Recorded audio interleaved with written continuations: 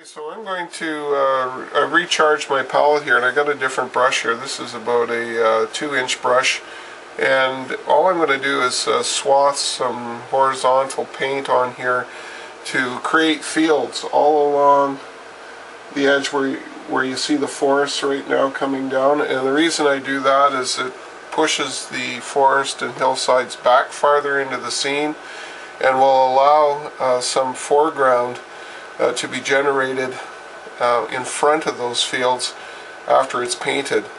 Now, why do I want to do that? It's especially important since we're going to also be adding some paper flats, and then we're going to paint in front of those again.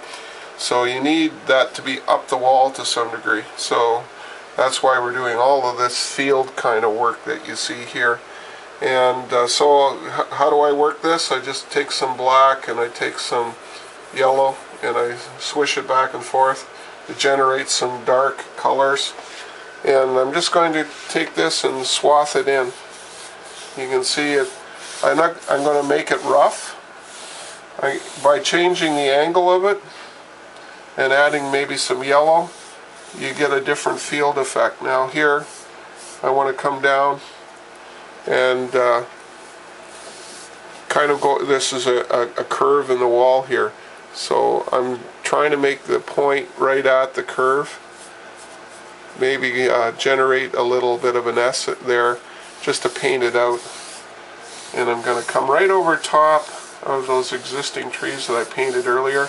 And you notice I'm going to go less and less. It's not going to be 30-degree angle like this. Now it's down about 20 degrees, maybe 10-degree angle.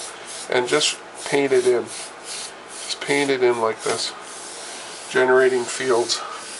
Now it's almost parallel to the ground. And it's quite dark, but that's okay. You can use straight yellow and just paint over top, and that just creates a highlight. If I want to change the angle of this slope here and just add a little bit of something in there, I can do it just by adding straight yellow out of the tube there, and pushing this up, pushing it up.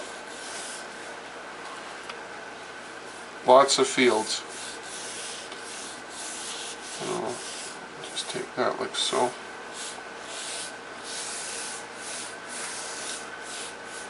Now I'm going to come back over and just finish this area over here.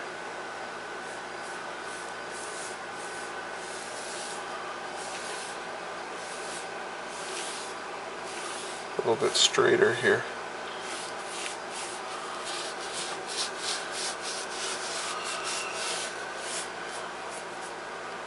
Just like that.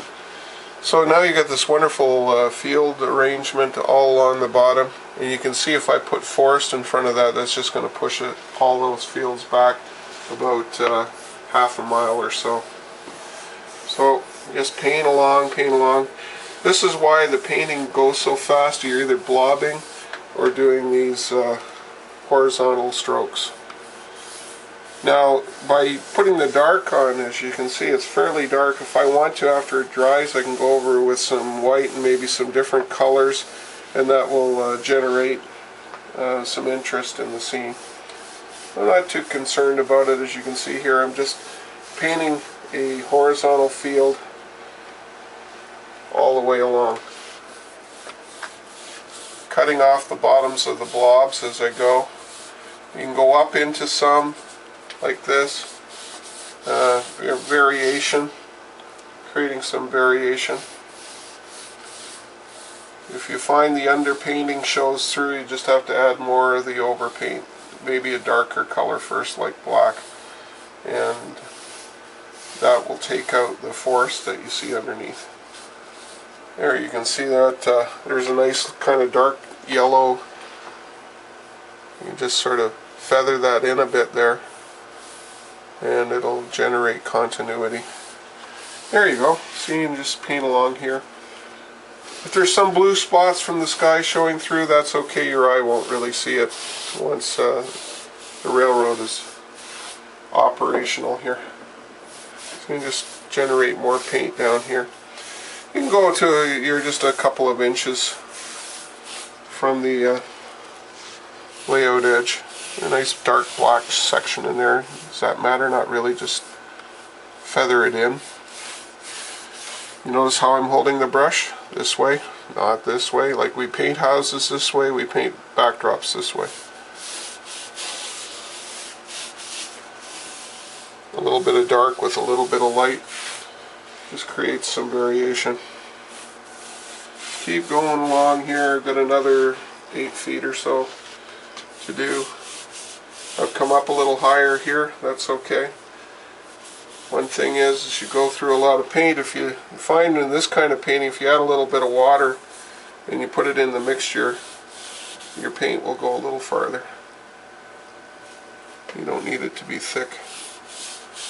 Just have to have the coverage. Yeah.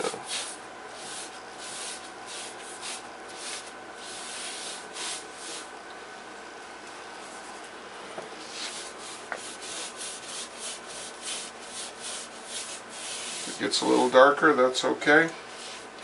Need more yellow. Yeah, you find you go through about 5 or 6 times much more yellow than you do black, but that's to be expected. It's just the way it goes. Get some paint on that big brush and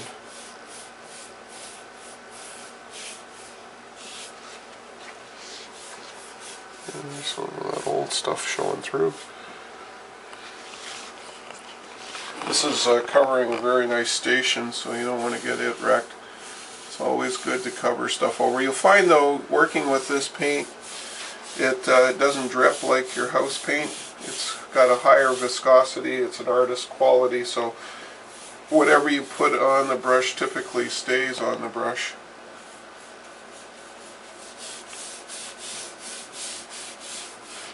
I know that when I've shown people how to do this, sometimes they take too much water on their brush and they take big slops of it, then everything starts to run and you got stuff dripping everywhere. You want to make sure you could put it right upside down and nothing's going to fall off. So see, I just touch the brush into the bucket and dampen the area, swish the paint in it, but see, it's not dripping. That's what you want. If you soak your brush, and you end up with a runny mess, and I've seen that before, and it's not going to accomplish anything for you. So pushing the fields up into the scene, what that does is make the hills smaller this way and farther away.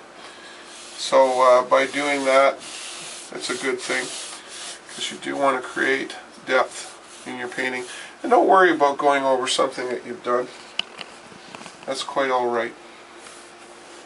See, and I did some trees there. I'm just going to punch that out there and continue that field that way, because I did that field a long time ago. And you can see I'm just swathing it along here on the horizontal plane. I'm getting better at that. I used to get my verticals and horizontals mixed up when I was talking. But, hopefully I'll be good about it all the way through this video.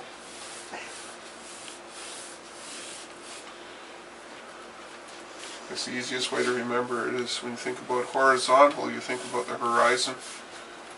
There's a little blue spot up in there. See, this is over here.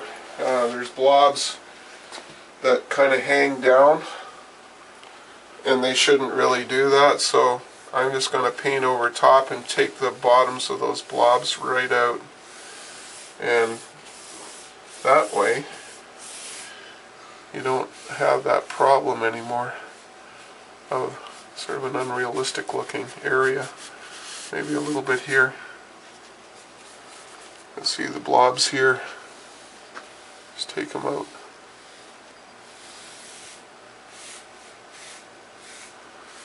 And you might come back and do some detail work later. Just to finish this up down here. I don't know yet what Tom's going to do with the corner, so I'm not too concerned about what's going on there until he finishes his foam work, and then I'll just come back and join the two sides. You see I've stopped the brush there, and there's a line. Just stroke some yellow into it. You notice at this point all I'm really doing with the palette is taking some yellow and going in And if I find it gets too light, I take some black and go right over top. And that creates shadows. And there's some spots in here. I'm not really worried about it too much because people eventually will not say, oh look, he missed a spot. Maybe the engineers will, I don't know. But that's their problem, I guess. Yeah. If you generate anything as an object that stands out, they say, wow, that's a beautiful painting, your eyes drawn to it and away from the railroad. The art here is the railroad, not the backdrop. So it's an impressionistic form that we're doing here. So it lets the brain basically fill in what's missing rather than it actually being there. And you can see I'm just roughly going over this. I'm not continuously painting it so it's all the same color. So having a dark spot and a light spot, a yellow spot, a black spot, that's all good.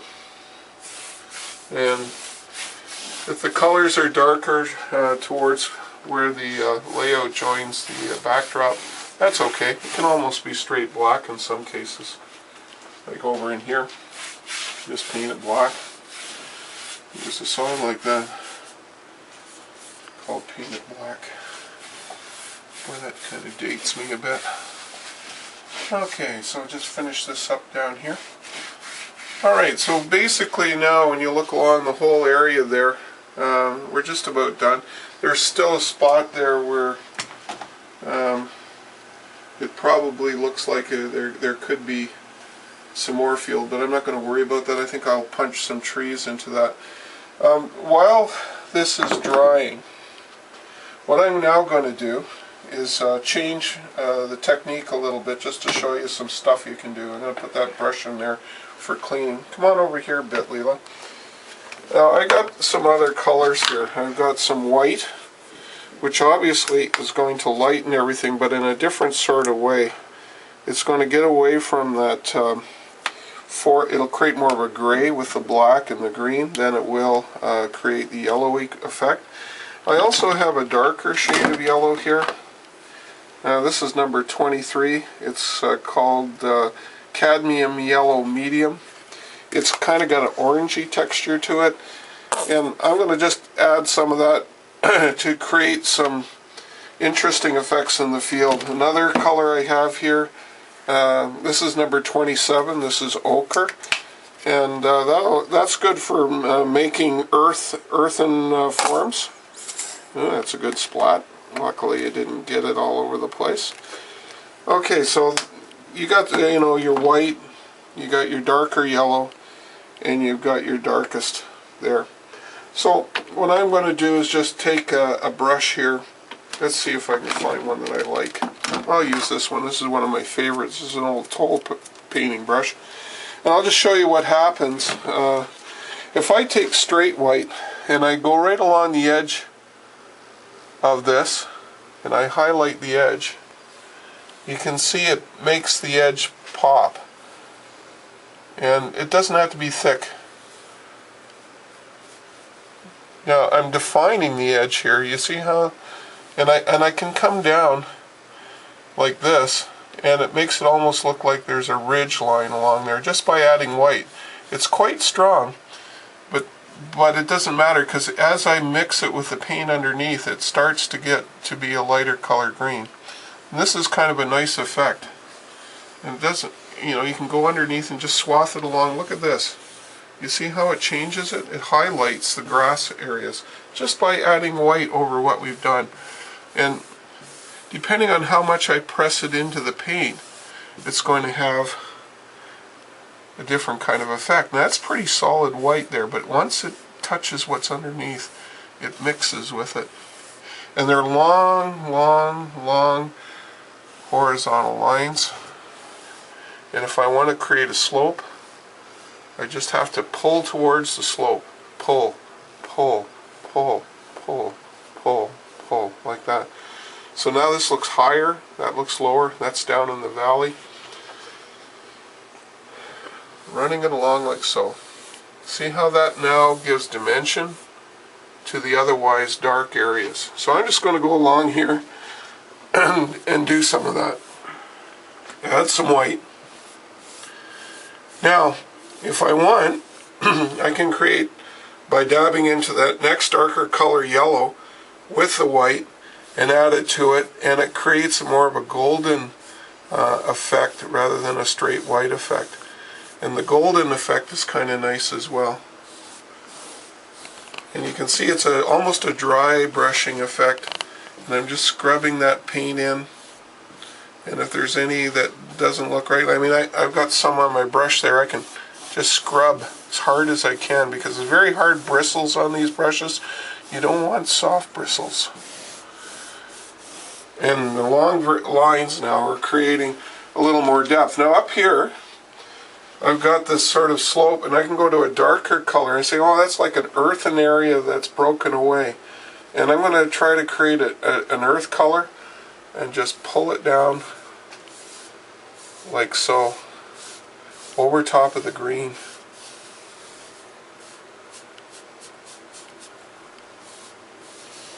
And it goes all the way down into the valley.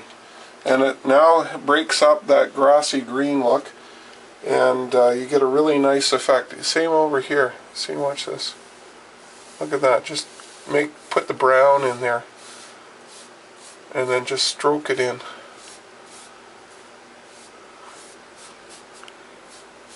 Now you can take straight white and create a sheer cliff.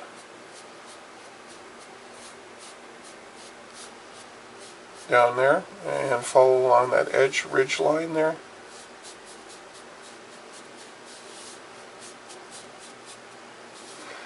Remember, this is impressionistic. It doesn't have to be exact. So there you created sort of an earthen area. You might want to lighten this up, create a ridge, a stronger ridge at the top, just along the edge, light at the top, darker towards the bottom. If you want an area to rise up, you just put a bright spot in. Like down here, it's still pretty dark. So we scrub in some of that earthen color there. So that'll dry, lighten up a bit, and look pretty natural. Now over here we have a field that's way off in the distance, and so I'm going to just create that little line. And see, I'm scrubbing back and forth along where the tree line joins the field.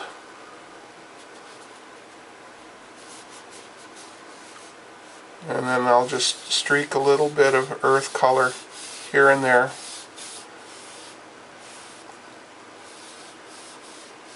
That's pretty green still, so I'm going to add a little bit of that darker color in here. Light over the dark just brightens it up a bit more. And it's you're just faking everybody out here that there's somehow some sort of a distance effect. The lines can be thicker as it gets closer, something like that, and bigger and longer. Very fine in the distance, bigger, bigger, bigger, bigger, bigger, bigger. And pull it in towards the middle like that. Just pull it, pull it, pull it.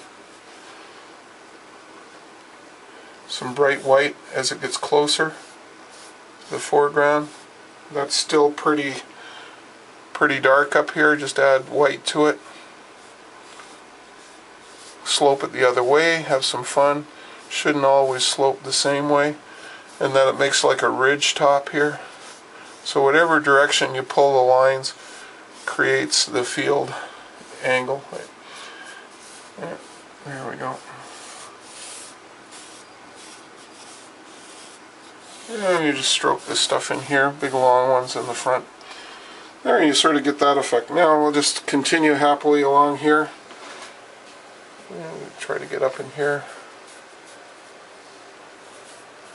A little bit too much white in that, add a little bit of brown. Now it looks pretty bright, eh? Well, that's not a problem, we'll tone it down after. Sometimes bright is okay. Just helps break up the monotony of what you've got.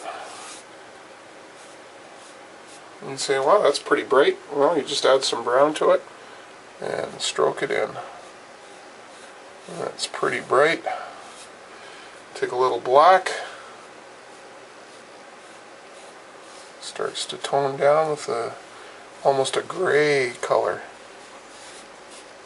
Grayish, brownish, whatever you mix in the paint. There's no formula to this.